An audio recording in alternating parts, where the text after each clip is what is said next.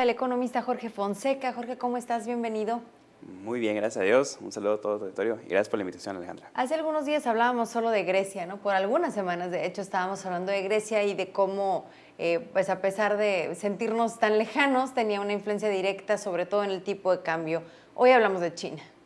Sin duda, los reflectores se movieron hacia China, sin embargo, sigue todavía unos pequeños coletazos dando de qué hablar Grecia, porque todavía está entre azul y buenas noches el posicionamiento por parte del pueblo heleno por las condiciones duras, severas, impuestas para este pueblo, para poder salir adelante y poder cumplir con los requerimientos para hacer frente a una ahora gran deuda histórica de Grecia.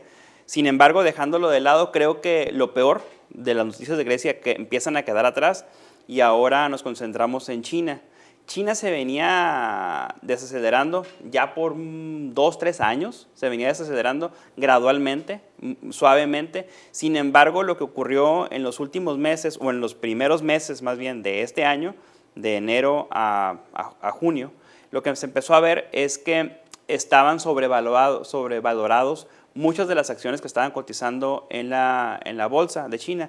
Esto ocasionó que se reventara esa burbuja y que se cayeran de manera estrepitosa las valoraciones, ocasionando una fuga muy importante de capitales de China y dejando mal parado al gobierno chino. El gobierno chino empezó a tratar de calmar los ánimos de estas fugas a través de compra de acciones. Sin embargo, pareciera como que le estaban echando más leña al fuego, porque a medida que iban comprando acciones, esto generaba mayor temor, mayor incertidumbre y las acciones caían más de precio, entonces como que estuvo ocasionando un efecto contrario. Ahorita el gobierno chino acaba de cambiar su política y ahora está tratando de desregularla. ¿Esto es bueno o malo? Bueno, para China pues es parte de sus herramientas que puede llevar a cabo para estabilizar esta caída.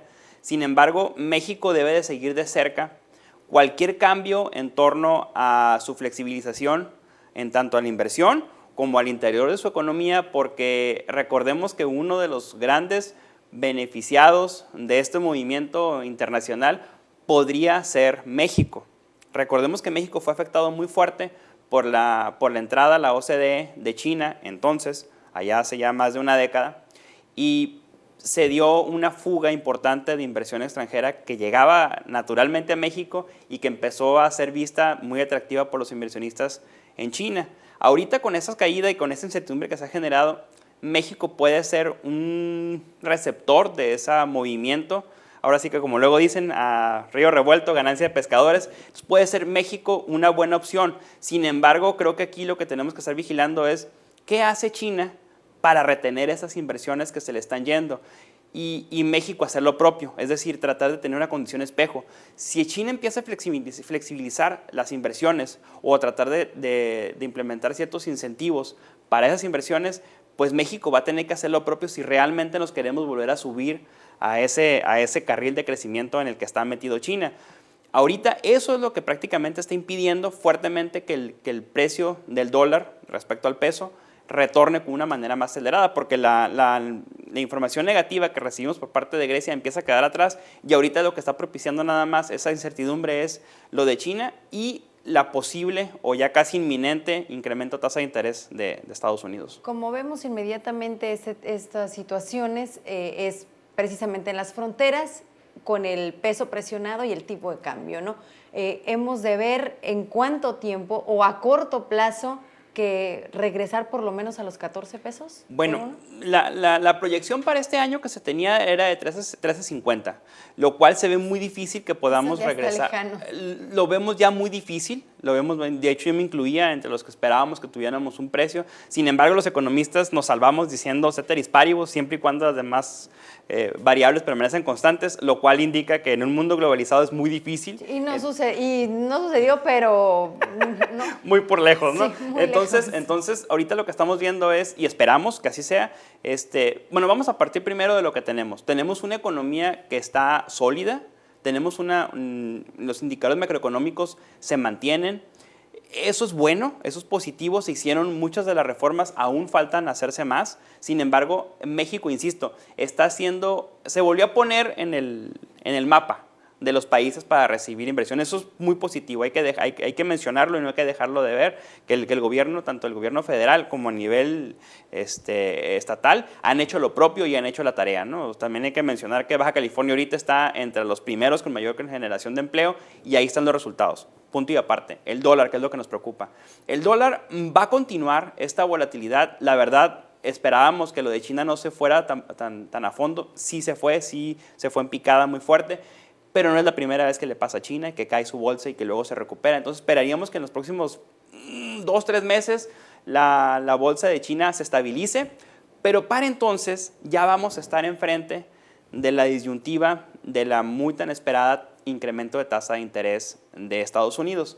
Entonces, esperaríamos que una vez que se estabilice posiblemente quede entre 14 y 14.50. Difícilmente estaríamos viendo un retorno a los 14. Sin embargo, es positivo porque muchos especulaban de que el dólar iba a seguir subiendo a los 18, inclusive por encima de los 18, cosa que es muy difícil. También hay que ver quién está dispuesto a pagar 18 pesos por $1. El mercado es muy sabio, es decir, si tú estás dispuesto a pagarlo, pues alguien te los va a querer vender, ¿no? Si yo tengo $1 y tú estás dispuesto a darme 20 pesos por el dólar, pues yo con mucho gusto pagar los 20, pero si tú no estás dispuesto a dármelos, seguramente eso no va a ocurrir. Entonces el mercado en ese aspecto es muy sabio y confío en que el mercado lo va a estabilizar. Sin embargo, esto va a continuar esta volatilidad, cuando menos un par de meses vamos a estar enfrentados con el incremento o la posible incremento de la tasa de interés de Estados Unidos. México va a tener que hacer lo propio. Nadie ha hablado de ello, sin embargo, México va a tener que hacer un ajuste en su tasa de interés. No lo hizo en el 94 y vimos una situación muy difícil con lo llamado error de diciembre y luego una crisis muy profunda que se vivió en el 95. Entonces, México no va a poder quedarse atrás en esta ocasión y va a tener que hacer una condición espejo de que a medida que la tasa de interés de Estados Unidos vaya subiendo, México va a tener que hacer lo propio. Cuando el gobierno federal promete no más impuestos o no aumentar los impuestos o no generar nuevos impuestos, ¿le pasó lo mismo que a los economistas? Es decir, no tomó en cuenta que los factores o las situaciones en la economía del resto del país podrían cambiar de manera que no pudieran cumplir con este compromiso.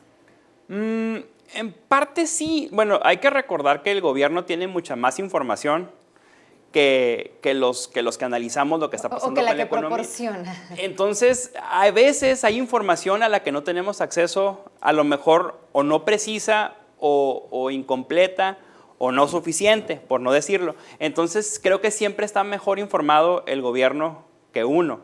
Eso no vamos a discutirlo aquí. Sin embargo,